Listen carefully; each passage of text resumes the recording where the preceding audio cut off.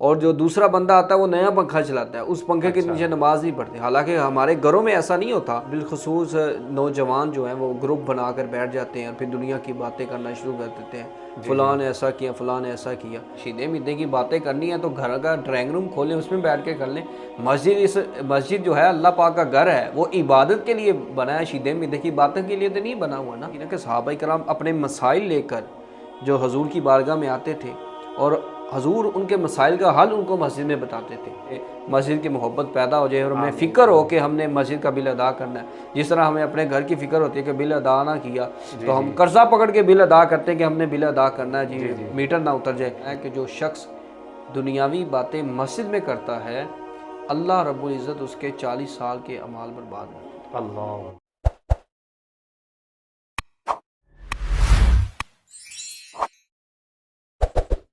Welcome back to our new podcast. एक नए उन्वान के साथ, एक नई बात के साथ, एक नए टॉपिक के साथ। मैं हूं मिस्टर जवाद, आपका होस्ट। आज का हमारा टॉपिक है रमज़ान और मसाजिद में रश। जैसा कि आपको पता है, रमज़ान में हमारे साथ एक गेस्ट हैं। ये उनकी मेहरबानी है कि वो हमें टाइम अता कर देते हैं, जनाब अल्लामा आकिब सिकंदर साहब। उनसे हम जानेंगे कि मसाजिद में ये जो रमज़ान में रश लग जाता है, इसकी वजह क्या है। अस्सलाम वालेकुम। वालेकुम सलाम व रहमतुल्लाहि व बरकातुहू। जी, कैसे हैं आप? खैरियत से? अल्हम्दुलिल्लाह रब्बिल आलमीन अला कुल्ली हाल। आप सुनाएं जवाद भाई, कैसे हैं आप? ठीक है अल्हम्दुलिल्लाह, अल्लाह का शुक्र है। रमज़ान कैसा गुजरा है? अल्लाह का शुक्र है, बहुत अच्छा गुजरा है। आपको पता है कि रमज़ान का महीना ठंडा जा रहा है जी। ये अल्लाह की रहमत बरस रही है, लेकिन फिर वही बात आ जाती है कि दिल अफसुदा है हमारे फ़लस्तीनी भाइयों के लिए। अल्लाह उनके लिए भी रमज़ान ठंडा करे, उनके ऊपर भी अपनी रहमतें बरसाए, उनकी भी गैबी मदद फरमाए। तो हमारा टॉपिक है रमज़ान और मसाजिद में रश। जी। तो जैसे ही रमज़ान आता है, मसाजिद में रश लग जाता है। लोग तस्मियाँ पकड़ के, टोपियाँ लेके मस्जिद को निकल जाते हैं। हाँ, इबादत के लिए जाते हैं, ये नहीं कि वो कोई झगड़ा करने चले जाते हैं। इबादत के लिए जाते हैं, नमाज़ें पढ़ते हैं, तरावी पढ़ते हैं, कुरान पढ़ते हैं। जहाँ पर अच्छे लोग होते हैं वहाँ पर कुछ बुरे भी होते हैं। जी। यानी कुछ एक ऐसा ग्रुप भी होता है जो, अब देखें फैक्ट्रियों में या इधर उधर बिजनेस से छुट्टी हो जाती है अक्सर रमज़ान में, या टाइम से छुट्टी हो जाती है। टाइम से छुट्टी हो जाती है, हाफ टाइम लग जाता है। अब वो बाकी टाइम मस्जिद में गुजारते हैं जी। लेकिन इबादत के लिए नहीं, गप्पे मारने के लिए। मस्जिद की लाइट चल रही, पंखा चल रहा है, गप्पे मार रहे हैं आपस में, कई तो गालियाँ भी निकाल देते हैं। ऐसा करना कैसा है? अल्लाह। अच्छा जवाद भाई, इसमें यह कि हदीस पाक कि नबी पाक सल्लल्लाहु अलैहि वसल्लम ने फरमाया कि जो शख्स मस्जिद में दुनिया की बातें करता है, उसके 40 साल के अमाल जो हैं वो बर्बाद हो जाते हैं। अल्लाह अकबर। हम देखें, जब इंसान जो है रमज़ान का मुक़द्दस महीना आता है, बेशक लोग जो है वो इबादत के लिए मस्जिद में जाते हैं। बेशक। और अभी तो सर्दियाँ हैं, यानी कि मौसम ठंडा है। पिछले रमज़ान में देखें तो जब गर्मी आती हैं तो अक्सर लोग जो है ना वो ज़ोहर की नमाज़ पढ़ के बिलखुसूस जो है वो वहीं पे लेट जाती हैं। और अक्सर औक़ात ऐसा होता है कि जो नमाज़ पढ़ने के लिए लोग आते हैं उनको नमाज के लिए जगह नहीं पड़ती, क्योंकि लोग लेटे होते हैं, वहाँ पे सो जाते हैं। अब देखिए, मस्जिद में आप ठीक है, मस्जिद में जाएँ, अल्लाह पाक का घर है, लेकिन ये कि मस्जिद के आदाब हैं। मस्जिद में आप सो जाते हैं, अगर आप पर गुस्ल फ़र्ज़ हो जाता है तो किस तरह बाहर आना है? आपने सीखा है, मस्जिद में जाकर आप लेट गए हैं, ठीक है लेट गए हैं। अगर एतिकाफ़ की नीयत करके लेटे हैं तो फिर तो ठीक है, अगर एतिकाफ़ की नीयत के बगैर लेटे हैं तो फिर जो है वो ठीक नहीं है। और अच्छा, ये बस नीयत है, नीयत कर लें तो चाहे सोएं, खाएं, पिएं, उसे घर बना लें। जो नहीं, घर नहीं बना लें। असल में ये है कि नीयत से मुराद ये कि अब कोई मुसाफिर है, जैसे वो गुज़र रहा है और उसने थोड़ा सा आराम भी करना है, जी जी, तो वो नमाज़ पढ़ता है और उसको आराम के लिए कोई और जगह नहीं मिल रही, तो वो मस्जिद में थोड़ी देर के लिए लेट जाता है। तो फिर और एक शख्स वो है जो मोहल्ले में रहता है और जो है ज़ोहर की नमाज़ पढ़ के, जी मस्जिद का एसी चल रहा है, हालांकि वो चंदे के पैसे का है और चंदे के पैसे जो है उनकी बड़ी एहतियात करनी पड़ती है। जी जी। और जो लोग जो है ना, एक पंखा, अक्सर ऐसा होता है कि एक पंखा चल रहा है, एक नमाज ही पढ़ रहा है, और जो दूसरा बंदा आता है वो नया पंखा चलाता है, उस पंखे के नीचे नमाज नहीं पढ़ते। हालांकि हमारे घरों में ऐसा नहीं होता। हम घर में कोशिश करते हैं कि सारे घर वाले एक पंखे के नीचे ही बैठ जाएं, दूसरा पंखा ना चले, ठीक है आपकी, जो है ना बिल ना आए। और मस्जिद के जो हम चीज़ों का एहतियात नहीं करते कि ये बिल खैर हमने कौन सा देना है, तो इन चीज़ों का ख्याल रखना चाहिए। ये कि हम नेकी करने के लिए मस्जिद में जा रहे हैं, उल्टा जो है वो गुनाह लेके वापस आ जाएं। अच्छा। तो इन चीज़ों से हमें बचना चाहिए। तो कुछ लोग तो ग्रुप बना लेते हैं, उधर आवाज़ें लगा रहे होते हैं, ओए बात सुनी इधर आई, तो इस तरह से आवाज़ें लगाते हैं। ये मस्जिद में जो है ना, दुनिया की कोई भी बात करना मुतलकन जायज़ नहीं है। अब मैंने बताया ना कि इंसान जो है नेकी के लिए चल जाए, और बिलखसूस नौजवान जो हैं वो ग्रुप बना कर बैठ जाते हैं और फिर दुनिया की बातें करना शुरू कर देते हैं, फ़लाँ ने ऐसा किया, फ़लाँ ने ऐसा किया। आप देखें ना कि रमज़ान का मुक़द्दस महीना आया तो नेकियों के लिए है। घर से तो आप नेकियां कमाने के लिए आए हैं, लेकिन आप उल्टा जो है वो मस्जिद की बेअदबी करके उधर से गुनाह लेकर जा रहे हैं। तो ये नौजवानों को बिलखसूस जो है, और बिलखसूस जो है मस्जिद में जो ज़्यादा वक्त गुजारते हैं, अल्लाह पाक हमें भी तौफीक अता फरमाए, मस्जिद में जो है ज़्यादा वक्त गुजारने की तौफीक अता फरमाए। लेकिन ये है कि एहतियात करनी चाहिए। ये हम नेकियां लेने के बजाय वो ना कल को जब हमारा नामा माल हमारे हाथ में रखा जाए, हम तो कहें कि हम तो पूरा रमज़ान मस्जिद में गुजार कर आए थे, लेकिन यहाँ पर तो नामा माल में हमारे गुनाह लिखे गए हैं। तो पता ये चले कि जो है हम नेकियां करने गए थे, गुनाह लेकर अपने नामा माल में लिखवा के ले आए। तो अल्लाह पाक जो है हमें मस्जिद की बेअदबी से बचाए। आमीन। आप कह रहे थे दुनियावी गुफ्तगू मस्जिद में जायज़ नहीं है जी, लेकिन हजूर सल्लल्लाहु अलैहि वसल्लम, आप भी तो सहाबाए किराम के साथ आप तशरीफ़ फरमा होते थे मस्जिद नबवी में। जी, और वहाँ पर सहाबाए किराम की दुनियावी मामलात को हल फरमाते थे। जी, तो आप भी तो दुनियावी गुफ्तगू फरमाते थे।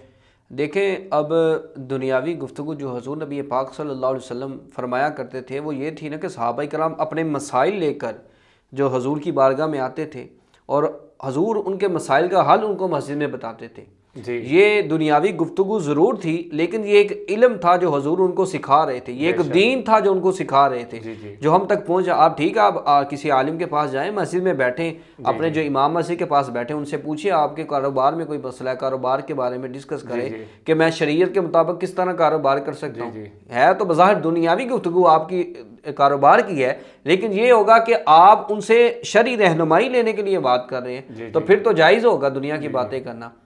नहीं, इस तरह तो ये होता है कि जब इल्म सीखने बैठे हैं तो हम अब ये वीडियो देख लें जी, 10 मिनट की वीडियो है, 1 मिनट देख के स्किप कर देंगे जी। तो इसी तरह मस्जिद में भी बैठ के ज़्यादा कितनी देर बैठ के लामा साहब से पूछ लेंगे, 5 मिनट पूछ लेंगे, 10 मिनट, लेकिन जब तक शीदे मीदे की बातें ना हो मज़ा नहीं आता। तो लेकिन मस्जिद में इस दुनिया करनी चाहिए, शीदे मीदे की बातें करनी है तो घर का ड्राइंग रूम खोलें, उसमें बैठ के कर लें।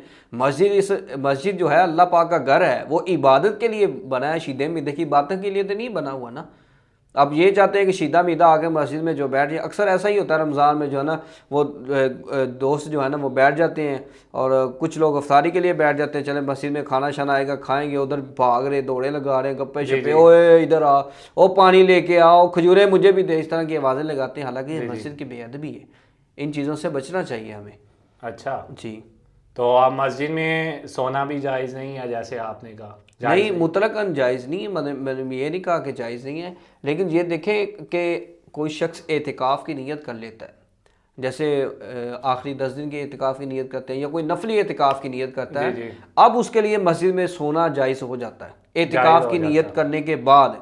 जी, अगर उसकी वजह से मस्जिद की बिजली सर्फ हो रही है, मस्जिद में कोई उन्होंने पैसे भी नहीं देने, चंदा भी नहीं देना, या कोई गले में पैसे डाल दे, बिजली खर्च हुई है, देखा ये गया महीने बाद ऐलान हो रहा होता है कि मस्जिद का बिल बहुत आ गया तो चंदा मदद करें, तो अब वो सोया रहता है, एसी चल रहा है, उसके लिए पंखे चल रहे हैं, मौज लगी हुई है। वैसे ये हमारे लिए लम्हा फ़िक्रिया है कि मस्जिद का बिल जो है अदा करने के लिए हमें जुमे में ऐलान करना पड़ता है। यकीन माने ये मुसलमानों का मुल्क है और अफसोस के साथ। कौन सा मुल्क है?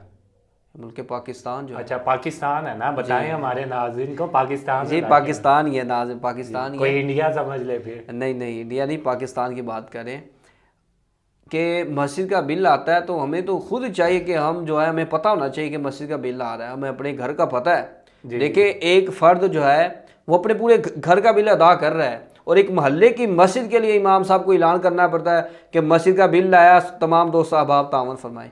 ऐसा नहीं होना चाहिए। मेरे नज़दीक तो ये होना चाहिए कि हर बंदे को पता होना चाहिए कि मस्जिद का बिल आने वाला है, मेरा ये हिस्सा बनता है, मैं बिल आने से पहले कर सब ये बिल मेरी तरफ से, ये मस्जिद का बिल ये अच्छा, 100 रुपया देखें 100 घर है ना मस्जिद में, तो 100 घर जो है वो 100 रुपया भी दे तो मस्जिद का बिल अदा हो जाएगा।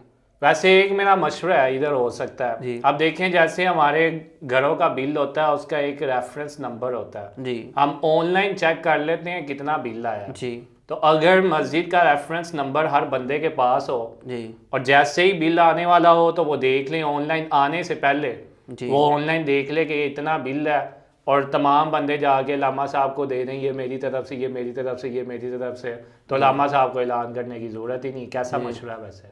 ये मशवरा तो आपका अच्छा है जी कि हर जो है ना वो, लेकिन ये है कि इतनी मतलब कि वो एहतियात कौन करे, और दूसरा जो इतनी दिल लगी के साथ मसीह से मोहब्बत कौन करे। अल्लाह अकबर। हमारे अल्लाह करे कि आप जैसे कह रहे हैं कि हमारे दिल में मस्जिद की मोहब्बत पैदा हो जाए और हमें फ़िक्र हो कि हमने मस्जिद का बिल अदा करना है। जिस तरह हमें अपने घर की फ़िक्र होती है कि बिल अदा ना किया तो हम कर्जा पकड़ के बिल अदा करते हैं कि हमने बिल अदा करना है जी, मीटर ना उतर जाए। लेकिन मस्जिद के भी अल्लाह करे हमारे दिल में फ़िक्र हो कि यार मस्जिद का भी हमने बिल अदा कर। अच्छा ये बताएं कि अब मस्जिद में जो गुफ्तगू कर रहे हैं, शीदे मीदे की बातें कर रहे हैं, ओए तोए ओए ये बातें कर रहे हैं, इसके ऊपर कोई हदीस भी है, कोई वईद भी है? जी, जैसा मैंने पहले भी आपको बताया कि नबी पाक सल्लल्लाहु अलैहि वसल्लम ने फरमाया कि जो शख्स दुनियावी बातें मस्जिद में करता है अल्लाह रब्बुल इज़्ज़त उसके 40 साल के अमाल बर्बाद कर देते हैं। अल्लाह अकबर।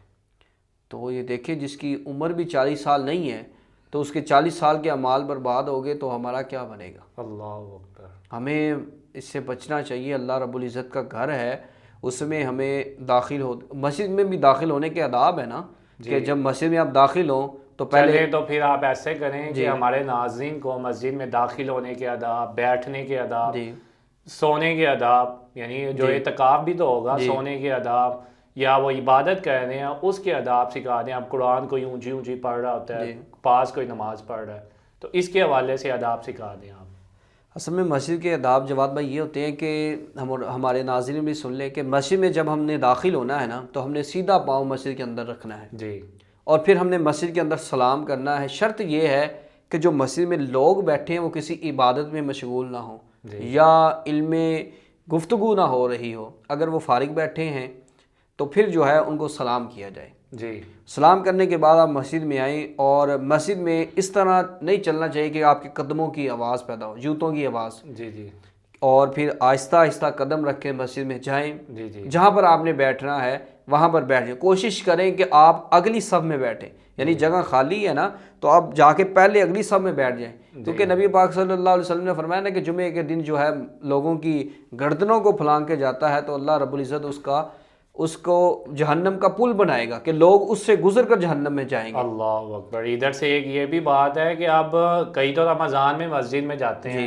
जिन्हें लोग कहना शुरू हो जाते हैं 1 महीने के मुसलमान आ गए, लेकिन गलत बात है ये नाज़रीन, अच्छी बात नहीं है ये कहना जी। तो दूसरा ये कि दूसरे जो मुसलमान रेगुलर आ रहे होते हैं मस्जिद में, बाबे आ रहे होते हैं पुराने, तो अगर उनकी जगह पे कोई नया आके बैठ जाए तो वो बड़े गुस्से से देखते हैं, ऐ मेरी जगह है तू क्यों बैठ गया थे जी। इस तरह ना वो ये मस्जिद में लड़ाई झगड़ा करना बिलखसूस ये ना कोई जगह फिक्स जो बुजुर्ग होते हैं हमारे, उन्होंने हमारी जगह मखसूस की होती है कि ये जैसे अब कुर्सियों का रवाज है, मस्जिद में कुर्सियाँ पड़ी होती हैं तो एक बंदा जो कुर्सी पे आकर बैठ रहा है उसी ने ही बैठना है। अगर कोई शख्स पहले आकर उस कुर्सी पे बैठ गया तो फिर वो लड़ाई झगड़ा शुरू हो जाता। हालांकि ऐसा नहीं होना चाहिए कि मस्जिद अल्लाह पाक का घर है, जो पहले आएगा वो पहले बैठेगा। जी जी। जो अब चाहे वो सारी ज़िंदगी में पहली दफ़ा आया मस्जिद में तो आप उसे ये तो नहीं। इस बारे में एक हदीस भी है ना कि मस्जिद नबवी शरीफ में एक शख्स आया, उसने एक कोने में आकर इबादत शुरू कर दी और फिर उसने दुआ की कि या अल्लाह मुझ पर रहम फरमा और नबी पाक सल्लल्लाहु अलैहि वसल्लम पर रहम फरमा और किसी पर रहम ना फरमा। तो नबी पाक सल्लल्लाहु अलैहि वसल्लम मुस्कुराए और फिर उसने दूसरे कोने में इबादत की और दूसरे कोने में जाकर जो है ना उसने पेशाब करना शुरू कर दिया। सहाबाई वो पेशाब करने लगा था, सहाबाई करम रज़ी अल्लाह तआला ने कहा कि ये कैसा शख्स है, इसे पता नहीं कि मस्जिद में पेशाब कर रहा है। सहाबाई करम जो है वो आगे बढ़ने लगे उसको रोकने के लिए कि इसकी जो है तबीयत दुरुस्त करते हैं, पता नहीं मस्जिद के आदाब क्या है। तो आका अलैहिस्सलाम ने उन्हें मना फरमाया नहीं, इसे पेशाब कर लेने दो। और फिर पेशाब उसने किया। करने के बाद आका अलैहिस्सलाम ने फरमाया कि जिस जगह पे इसने पेशाब किया है इसको धो दो, मस्जिद को साफ कर दो। फिर उसको अपने पास बुलाया। देखें कि मस्जिद के अंदर पेशाब करना एक बहुत बड़ी बात है। ऐसी ही बात है, अगर किसी का आजकल बच्चा पेशाब कर दे तो कोई उसे ठीक ठाक लगाए, कहते तेरे प्यो ने नहीं सिखाया था। हाँ जी, उसे मस्जिद में ना आने दे, मस्जिद में नहीं आने देते। और हो सकता है कोई शख्स नौजवान बंद कर दे तो मस्जिद की जो कमेटी है वैसे ताला लगा दे, उसको अंदर ही ना आने दे कि इसका मस्जिद में आना दाखिला बंद है। तो नबी पाक सल्लल्लाहु अलैहि वसल्लम ने उसको अपने पास बिठाया और फरमाया कि मस्जिदें इबादत के लिए हैं, पेशाब करने के लिए नहीं है। कितने खूबसूरत अल्फाज आका अलैहिस्सलाम ने फरमाए, कोई सख्ती नहीं अल्फाज के अंदर। फरमाया कि मस्जिदें इबादत के लिए हैं, पेशाब करने के लिए नहीं है, यहाँ पे इबादत की जाती है। नबी पाक सल्लल्लाहु अलैहि वसल्लम ने उसे दुआ के बारे में, जो उसने दुआ मांगी थी उसके बारे में भी फरमाया कि अल्लाह अज़्ज़ व जल की रहमत तो बड़ी वसी है, तुमने इसे जो है वो समेट दिया है कि अपने लिए और मेरे लिए दुआ मांगी है, बल्कि तुम्हें तो चाहिए कि सारी उम्मत के लिए दुआ मांगो। अल्लाह की रहमत जो है वो बड़ी है, उसकी रहमत जो है वो इस कदर रहमान और रहीम है कि उसकी रहमतों की जब बारिश होती है तो उसकी बारिश का एक कतरा भी इंसान को नसीब हो जाए तो उसका बेड़ा पार हो जाता है। जी बेशक, ऐसा ही बात है। यानी कि दुआ जब भी मांगे अपने लिए मांगे, पूरी उम्मत के लिए मांगे। इस पे कौन सा बिल लग रहा है दुआ के ऊपर। लेकिन आजकल कुछ लोग दुआ में भी कंजूसी कर जाते हैं और सिर्फ अपने लिए मांगते हैं और सिर्फ दोस्त के लिए मांग लिया और किसी के लिए नहीं मांगा। हालांकि नहीं, ऐसे नहीं होना। सबसे पहले जो है वो अपने वालिदैन के लिए मांगे, फिर सारी उम्मत के लिए मांगे और फिर बाद में अपने लिए मांगे। जब आप दूसरों के लिए दुआ करते हैं वो आपके हक में पहले कबूल होती है। अच्छा जी। तो नाज़रीन, जैसा कि आपने जाना है कि मस्जिद में शीदे मीदे की बातें करना ये जायज़ नहीं है। मस्जिद में ओए तोए करके बुलाना, इस तरह के काम करना, बिला वजह सोना, बिला वजह मस्जिद की चीज़ों को नुकसान पहुँचाना, बिजली इस्तेमाल करना, ये सरासर गलत काम है। हमें इससे बचना है। मस्जिद में जाएं, दुआ करें, नमाज़ पढ़ें, कुरान पढ़ें, अल्लाह की इबादत करें और मस्जिद को खुशबूदार रखें। मस्जिद में से गंद उठा के बाहर फेंकें कि जिसके बारे में फरमाया हदीस में कि एक मुट्ठी उठा के फेंकेंगे तो एक किरात यानी एक ओहद के पहाड़ के बराबर आपको सवाब मिलेगा। तो मिलते हैं अगली वीडियो में नए टॉपिक के साथ, एक नए उन्वान के साथ। मैं और आपके इस्लामिक स्कॉलर अल्लामा आकिब सिकंदर। अस्सलाम वालेकुम।